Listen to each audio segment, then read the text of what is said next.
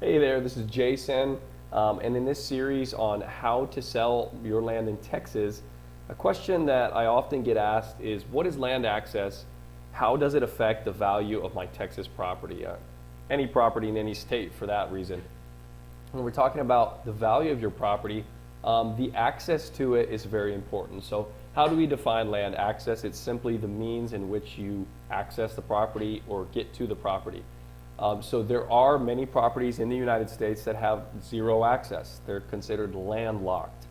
Okay, so there are plenty of properties like that. You could obviously walk there or get there, but not in a legal fashion. You have to cross someone else's private property, and that would be trespassing.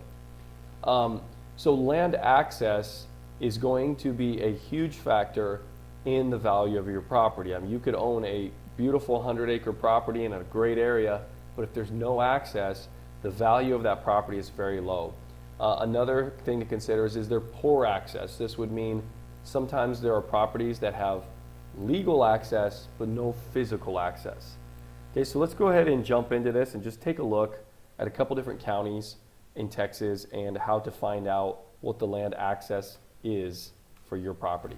So we pull up Google, and I'm going to start with Brazoria County, Texas. And the first thing we're going to do is just look for the county name and then put in GIS after it. So GIS is the geographical mapping system, and basically they've taken the plat maps and they've put those in a digital overlay over satellite maps. So it says GIS right here. This is the right site. We're going to go ahead and follow this one. Now, different counties in the state of Texas are going to have different coverage and usability in their maps. Generally speaking, as a general rule, the counties that are closer to the major cities usually have a better technical team and are more technologically advanced and have better mapping systems. Some of your really rural counties don't have all their information up there, but when we're looking at roads at least, they as a general rule are always up there. So you can see we pulled it up, and you can see that there's a county outline and a whole bunch of other weird colored layers here. And there's this layer list on the right. So things like city limits and city zoning, we can just go ahead and get rid of those address points. And we'll go ahead and just zoom in up here. And as we zoom in closer, it should change the imagery. You can change the imagery up here and this base map gallery button. But in this county, it actually automatically goes to satellite images, which is pretty cool. And there's this button here in the layers list that says county roads. So if you're just looking at a map, you're looking at this, and say you have a property you're looking at right here, but you don't know, per se, you don't know if that's on a county road or not, right? I'm going to go ahead and click parcel information so you can see different parcels, right? So we can see the parcel lines for all these properties. I'm going to unclick that because it brings up a lot of data that's confusing.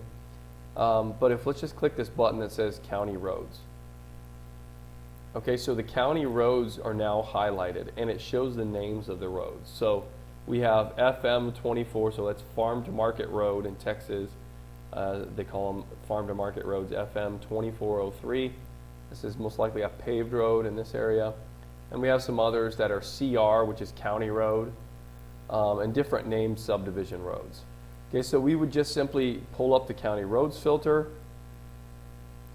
and then we would go ahead and click this button again for parcel information.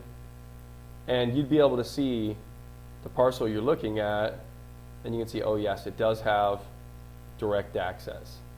So as you can see here, Joseph Smith's tract, it has a driveway coming right off paved Farm to Market Road 2403. So this is good access. This is the best kind of access you can get. All right, so this is going to be obviously bring a better value to that property. Now, if you own this other parcel, it looks like it's owned by the same owner back here. It doesn't look like he has access. It does look like there's a little tract right here, which is probably a roadway or an easement that all of these property owners are using. So there's probably some ownership on deed for those, I would think. It looks like some sort of a private road. But there are properties, I'll show you A couple examples. There are properties in this county, and this is a county just south of Houston, so it's not that rural. But if we zoom out, there's actually a property here.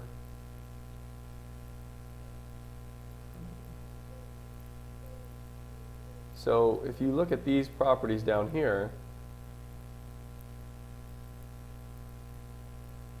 here's a property that's owned, a little block. This is a 10-acre block. And as you can see, these blocks have no access to it. There's no roadway to it, no way to get to it.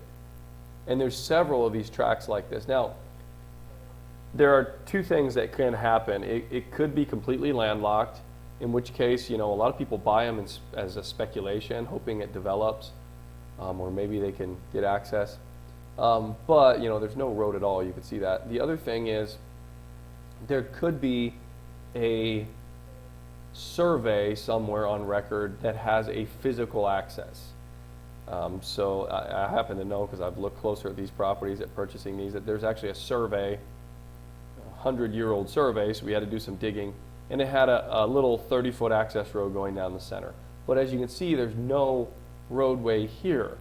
So that's what's called legal access, but no physical access.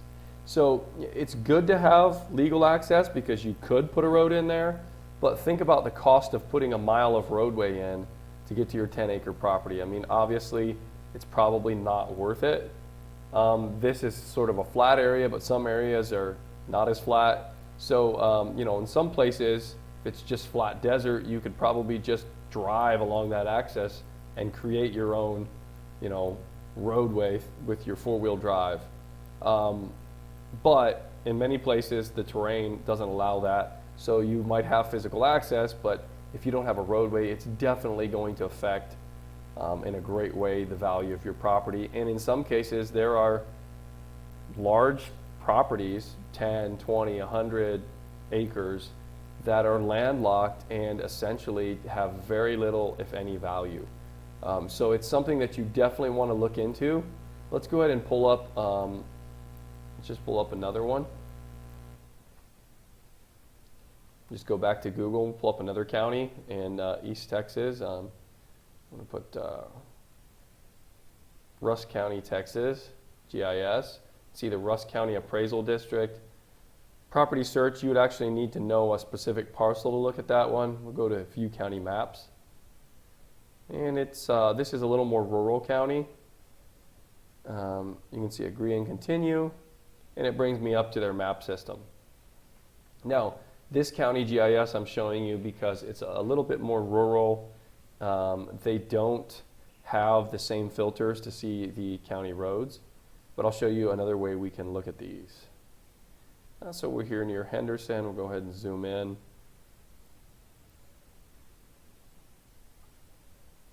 And something we need to do manually here is choose our base map. So you can see here's the parcels and the properties. We'll go up here and hit this base map gallery button and then just choose imagery. Okay. So you can see there are roads, but they're not labeled in the exact same way. So if I zoom out, you can actually see the roads.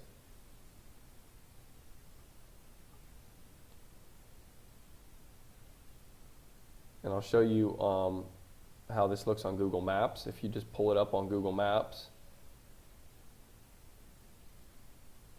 you can see road 344. So on Google Maps, it's easy to see 79, 344. This is an easy indicator to know that they're county roads, because your county roads are almost always named and numbered. All right. Now, if it just has lane, don't count on it always being a county road. So if it was Dry Creek Lane, it could be a private lane that's named. But as a general rule, a good indicator is when you see that Google has drawn these lines and there's a number. Okay, so we'll jump back over here to the Rusk County. And you could see here we can't see on their county satellite system the road lines and numbers like in Brazoria County, but you can see that there's a platted road. So these lines are showing that the private property ends, and there's this road, which is a property that's actually owned by the county. Okay, and if we zoom in, you can see those lines for properties that, for instance, you can see here there's a roadway going across, but it's most likely a private lane. It probably is an oil lease lane. It looks like some oil activity there.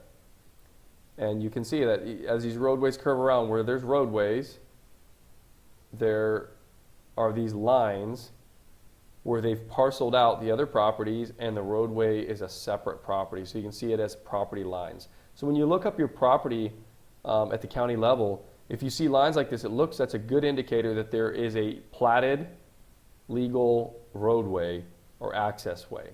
Now, it's important though that you actually see this physically, because there are places where this is platted out like this and they've subdivided it, but it's just woods and there's no roadway there. So it's just the beginning to see that, okay? Now, when we talk about value, it's important to understand that the better the access, the higher the value of the property. So as I mentioned before, if it's paved and you're directly off a paved road, you're going to have much better access. It's probably the best access you can get. Utilities would be there as a general rule near paved roads. There's powers and sewer lines and such. So not only that, for access to the property, access for utilities as well. So you're going to have a higher land value.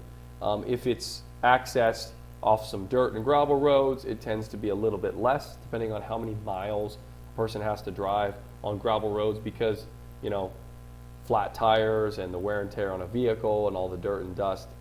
So it's looked at as a little bit less desirable. And then if you have to, you know, drive on some dirt access road to get there with a four-wheel drive only, then your values go down. And if the property is landlocked, then it can be a much bigger issue. All right. So thank you for watching. Keep connected for more videos about selling your Texas property.